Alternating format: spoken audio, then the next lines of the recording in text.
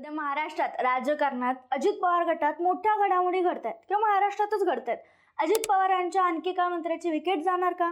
धनंजय मुंडे पुन्हा राज्य मंत्रिमंडळात येणार का? मंत्री माणिकराव कोकाटे यांना अटक होणार का? अशा बातम्या, असे प्रश्न, असे हेडलाईन्स सातत्याने बघायला मिळतात. आता स्थानिक स्वराज्य संस्थेच्या निवडणुकीच्या पार्श्वभूमीवर खरंच अजित पवार गट अडचणीत सापडलाय का? महाराष्ट्रात परत एकदा काहीतरी वेगळं नवीन घडू शकतं का? माणिकराव कोकाटे यांच्या आमदारकी किंवा मंत्रिपद धोक्यात आहे का? नेमकं काय घडलंय? आणि या सगळ्यात आता धनंजय मुंडेंचं नाव परत का चर्चेत येते? त्यांना मंत्रिपदाची संधी मिळू शकते का? या सगळ्याचाच आढावा उहापोह आपण या व्हिडिओच्या माध्यमातून करणार आहोत. त्यासाठी व्हिडिओ शेवटपर्यंत नक्की बघा. नमस्कार, मी संजना. कट टू कट मध्ये आपलं स्वागत. खरं तर राज्य मंत्रिमंडळ किंवा मंत्रिमंडळ स्थापन झाल्यानंतर सातत्याने चर्चेत राहिलेल्या गटातील नेते म्हणजे अजित पवार गट आणि शिंदे सेना गट. अजित पवार गटातील मंत्र्यांचा अर्थात धनंजय मुंडेंचा तर मंत्रिपदाचा राजीनामाही घेऊन झाला. खरं तर राज्याचं मंत्रिमंडळ स्थापन झालं. यामध्ये अजित पवार गटातील आमदार राहिलेले सिन्नरचे आमदार माणिकराव कोकाटे यांना कृषी मंत्रिपद देण्यात आलं. खरं तर मंत्रिपद बहाल केल्यानंतरच वादग्रस्त विधानं करून नेहमीच माणिकराव कोकाटे चर्चेत राहिले. मग पंचनामा करायला गेले, तिथं ढेकळाचा पंचनामा करायचा का असं सवाल केल्यानंतर असो, किंवा 1 रुपया भिकाऱ्याला मदत म्हणून दिली जाते असं म्हणून शेतकऱ्यांना दिल्या जाणाऱ्या विम्यावर टीका करणं असो, या वेगवेगळ्या विधानामुळं कृषी मंत्रिपद असून देखील कृषी म्हणजे शेतकऱ्यांबद्दल कोणतीही भावना नसणारे व्यक्ती असं म्हणून अनेकदा माणिकराव कोकाटे यांच्यावर टीका झाली विधानं केल्यानंतर. पण खरी अडचण माणिकराव कोकाटेंची झाली ती मागील विधिमंडळ अधिवेशनात. म्हणजे हे अधिवेशन सोडून यापूर्वी जे अधिवेशन झालं त्या अधिवेशनात माणिकराव कोकाटे हे चक्क फोनवर रमी खेळत होते असा जो व्हिडिओ रोहित पवार यांनी आपल्या सोशल मीडियावर टाकला आणि विरोधकांनी सत्ताधाऱ्यांना चांगलंच घेरलं. तो व्हिडिओ खरा की खोटा याच्यावर अनेकदा आरोप प्रत्यारोपही झाले, राजीनामा मागण्यात आला. मी तो नव्हेच असं माणिकराव कोकाटे अजूनही सांगतात. मात्र त्यामुळं मोठ्या प्रमाणात वाद निर्माण झाला होता. यावेळी त्यांच्याकडून त्यांच्या मंत्रिपदाचा राजीनामा मागण्यात आला. मात्र त्यांचा राजीनामा न घेता त्यांच्याकडून कृषी मंत्रिपद जे होतं ते काढून घेण्यात आलं. याऐवजी त्यांना क्रीडा मंत्रिपद देण्यात आलं आणि त्यांच्याकडे असणारं कृषी मंत्रिपद दत्तात्रय भरणे यांना देण्यात आलं. मग कुठे वातावरण थोडंफार शांत झाल्याचं पाहायला मिळालं. रमी खेळल्यामुळं त्यांना क्रीडा मंत्रिपद मिळालं अशी टीकाही विरोधकांनी केली. मात्र इथंपर्यंत आता सगळं झालेलं आहे. माणिकराव कोकाटे आता अडचणीतून बाहेर आलीत अशी चर्चा सुरू होत असताना आता परत एक प्रकरण, म्हणजे एका प्रकरणानं, खरं तर प्रकरण 30 वर्षापूर्वीचं जुनं आहे, मात्र ते डोकं वर काढलंय त्या प्रकरणानं आणि आता त्यांना अटक होईल असं म्हणलं जाते. तर नाशिकमधील उच्चभ्रू समजल्या जाणाऱ्या कॅनडा कॉर्नर भागात प्राईम अपार्टमेंट नावाच्या इमारतीचं बांधकाम सुरू होतं काही वर्षांपूर्वी. या इमारतीतील फ्लॅट मिळवण्यासाठी कोकाटे यांनी गैरमार्गाचा अवलंब केल्याचा आरोप त्यांच्यावर होता. यासाठी माणिकराव कोकाटे आणि त्यांचे भाऊ विजय कोकाटे यांनी हे जे फ्लॅट आहेत ते कमी दरात मिळवण्यासाठी प्रशासनाची दिशाभूल केली, खोटी कागदपत्र दाखवली आणि या कागदपत्राच्या आधारे त्या कोट्यातून योजना होती काहीतरी आणि त्यातून तब्बल 4 फ्लॅट स्वतःच्या नावावर त्यांनी पदरात पाडून घेतले, हा आरोप होता. आणि मग 1997ला ही तक्रार, म्हणजे हा जो गैरव्यवहार झाला, या गैरव्यवहारासंदर्भात माजी मंत्री तुकाराम दिघोळे यांनी आवाज उठवला आणि तक्रार दाखल केली. आता यांच्या तक्रारीनंतर झालं काय, तर सरकारवाडा पोलीस ठाण्यात फसवणूक आणि बनावटगिरीचा गुन्हा कोकाटे आणि त्यांच्या बंधूंवर दाखल करण्यात आला आणि त्याच्यानंतर यामध्ये इतर 2 जणांचाही समावेश होता.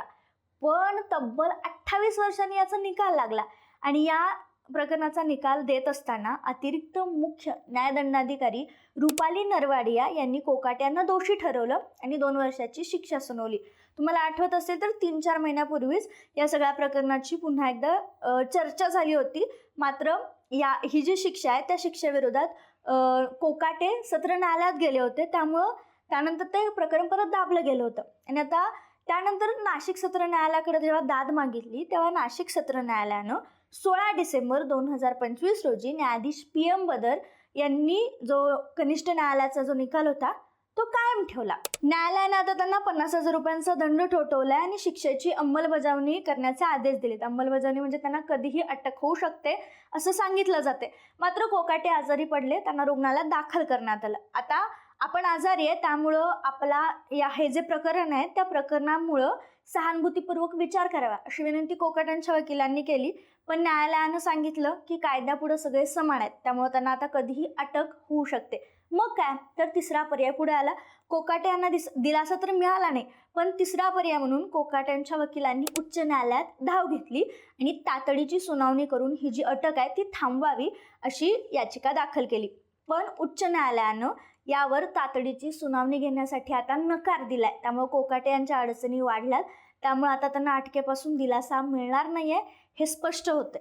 आता बघा की एखाद्या व्यक्तीला 2 वर्षाची शिक्षा झाली आणि अटक झाली तर लोकप्रतिनिधीच्या कायद्यानुसार त्याचं जे पद आहे आमदारकीचं ते रद्द होतं. आता आमदारकीचं पद रद्द झाल्यानंतर मंत्रिपद पण जाणं हे निश्चित आहे.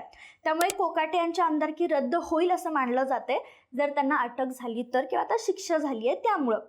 आता मग खरं तर राजीनामा सगळेजण मागतायतच, म्हणजे विरोधक कोकाटेंचा राजीनामा घ्यावा अशी मागणी करतायत. मात्र आता त्यांची आमदारकी कधी रद्द होईल तर न्यायालयाच्या निकालाची प्रत प्राप्त झाली विधिमंडळात, तर विधिमंडळात या संदर्भात निर्णय घेता येईल. म्हणजे अजून तरी हा व्हिडिओ बनवेपर्यंत विधिमंडळाला न्यायालयाच्या निकालाची प्रत किंवा पत्र मिळालेलं नाही आहे. त्यामुळे तुर्तास तरी त्यांची आमदारकी शाबूत आहे, पण ते पत्र मिळालं तर आणि त्यांना अटक झाली तर अडचणी वाढू शकतात आणि कोकाटे यांना आपले आमदारकी आणि मंत्रिपद दोन्ही गमवावं लागू शकतं. आता हे प्रकरण चर्चेत आलं, त्यांची आमदारकी जाऊ शकते हे दिसल्यानंतर अजित पवारांनी देवेंद्र फडणवीस यांची भेट घेतली. 20 मिनिटं जवळजवळ चर्चा झाली, अनेक गोष्टींवर झाली आणि याच भेटीत जर माणिकराव कोकाटे यांचं मंत्रिपद किंवा आमदारकी गेली तर मग त्यांचं जे मंत्रिपद आहे ते कुणाला द्यायचं असा सवाल अजित पवारांनी थेट मुख्यमंत्री देवेंद्र फडणवीस यांना केल्याच्या बातम्या देखील समोर येत आहेत. त्यामुळे आता हे मंत्रिपद त्यांचं जर क्रीडा मंत्रिपद जर गेलं तर ते कुणाला असं म्हणल्यानंतरच आता या सगळ्या प्रकरणात एंट्री झाली आहे ती धनंजय मुंडेंची. का सांगते.